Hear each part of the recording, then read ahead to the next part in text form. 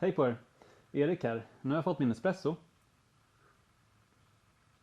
Däremot har jag lite ont om tid, men jag är rätt säker på att jag hinner.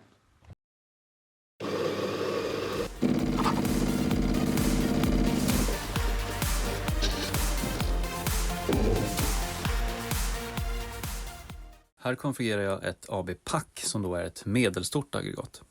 Först väljer jag koncept, sedan önskat tryck och maxflöde samt pumptyp och regulator. Efter detta får jag ett förslag på elmotor beroende på effekterna som krävs för det här. Och efter detta väljer jag då vilka tillbehör jag vill ha på mitt aggregat. Och med tillbehör så menar jag då till exempel manlucka, vilka typer av givare, spilltråg och så vidare. Man kan även då välja till vilken kylning man vill ha och även då om man vill ha en värmare eller inte då till tanken.